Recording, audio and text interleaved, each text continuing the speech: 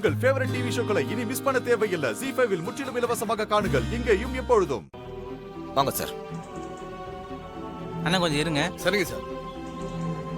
Sir ஒன்றும் பிரச்சனை இல்லையே சார், கைவிடுங்க சார். எனக்கு ஒன்றும் இல்லை, திருப்திக்காக தான் சார். வாங்க. பரவாயில்ல. வாங்க. சரி போயிட்டு வரோம். ஏதாவது அர்ஜென்ட்டா உடனே கால் பண்ணு.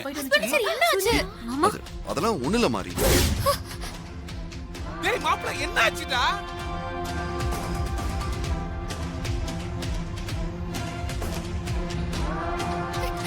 ஹஸ்பண்ட் சாருக்கு என்ன ஆச்சு? சார் ஓட்டிட்டு வந்த வண்டி ஆக்சிடென்ட் ஆயிடுச்சுமா. ஆக்சிடென்ட் ஆயிடுச்சா? எதிரில் வந்த லாரி கார் மேல ஏறிடுச்சு.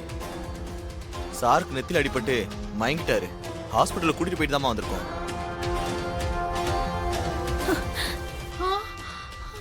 ரொம்ப நன்றிங்க. பரவாயில்ல, இருக்கட்டும்மா. சாரை பாத்துக்கோங்க சார். உடம்பு பார்த்து. சரிங்க, ரொம்ப தேங்க்ஸ்.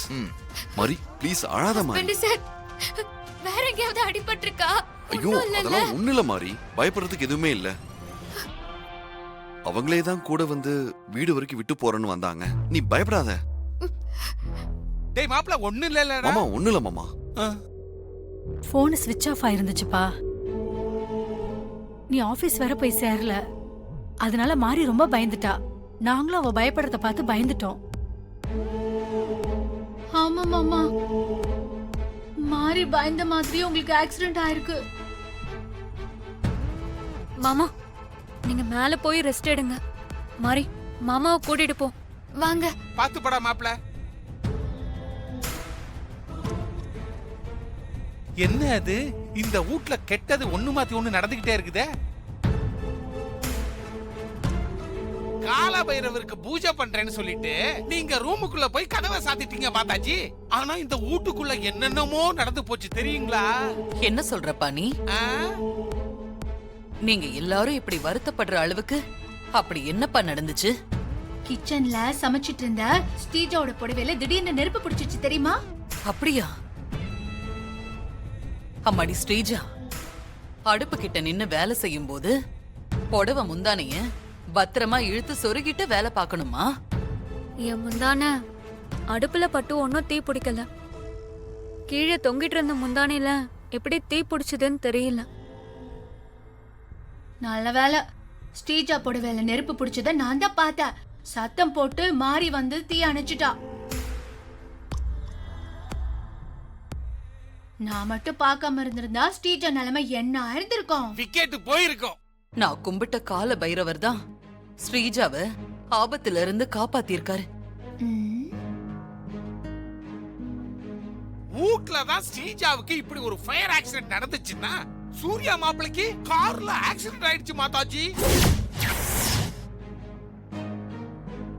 என்னது? சூர்யா தம்பிக்கு ஆக்சிடென்ட் ஆயிடுச்சா? ஆமா, வீட்ல ஸ்ரீஜாக்கு இப்படி ஆயிப்போச்சு. அதே நேரத்துல வெளியில போன சூர்யாவுக்கும் ஆக்சிடென்ட் ஆயிருச்சு. ஒரே சமயத்துல ஏன் இப்படிலாம் நடக்குதுன்னு நாங்க எல்லாரும் பயத்திலயும் குழப்பத்திலயும் இருக்கோம். ஆமா, இப்போ சூர்யா தம்பி எப்படி இருக்காரு? அவரு நல்லா இருக்காருல்ல? சூர்யா மாமாக்கு பெருசாலாம் ஒன்னும் அடிபடல. அவருக்கு லேசான காயம்தான். ரூம்ல தான் அவர் ரெஸ்ட் எடுத்துட்டு இருக்காரு. சூர்யா தம்பிய நான் கும்பிட்ட அந்த கால பைரவர் தான் காப்பாத்திருக்காரு.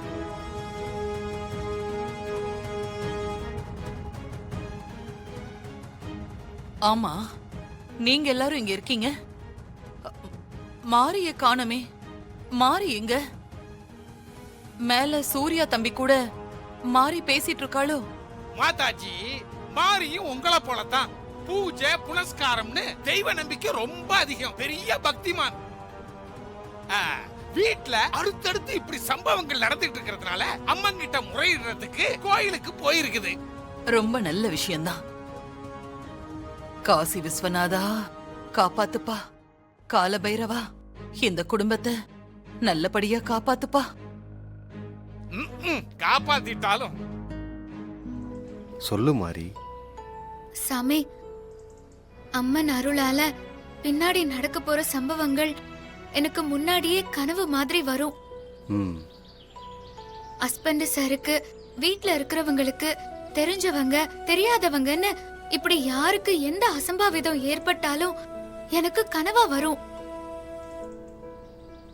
என்னால முடிஞ்ச வரைக்கும் அவங்கள ஆபத்துல இருந்து நான் காப்பாத்திருவேன்.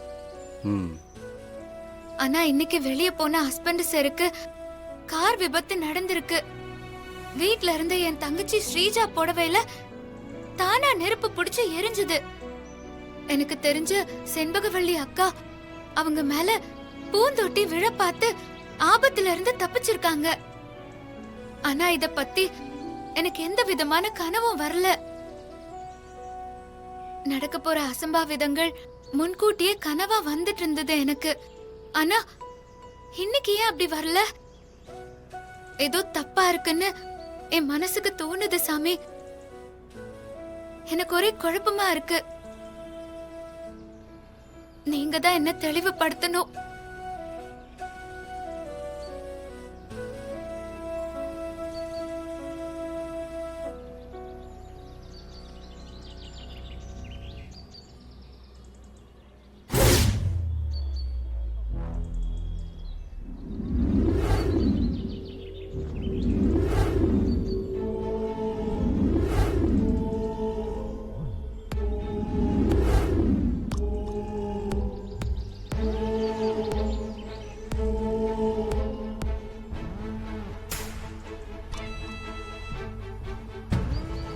தாயே ஆதிபராசக்தி,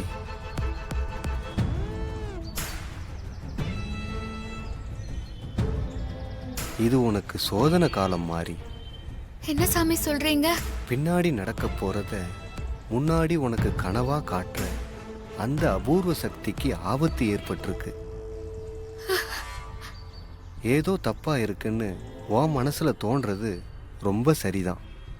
உன்னோட இந்த அபூர்வ சக்தியை தீய சக்தி உதவியோட உனக்கு எதிரானவங்க கட்டி போட்டிருக்காங்க. அதனால தான் உனக்கு முன்னெச்சரிக்கை கனவு வரல. இப்ப என்ன பண்றது சாமி? 30 நாள், அதாவது இந்த அமாவாசையில இருந்து அடுத்து வர்ற அமாவாசை வரைக்கும் உன்னோட அபூர்வ சக்தி வேலை செய்யாது.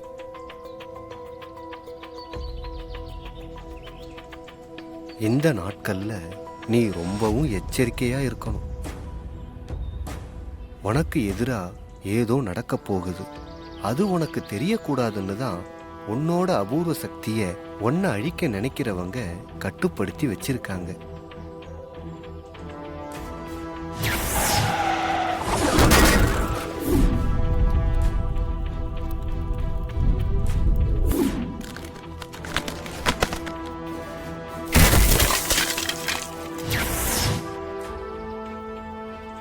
உன் அபூர்வ சக்தியை கட்டி வச்சிருக்கிற இந்த நாட்கள்ல நீ ரொம்ப எச்சரிக்கையா இருக்கணும் மாதிரி.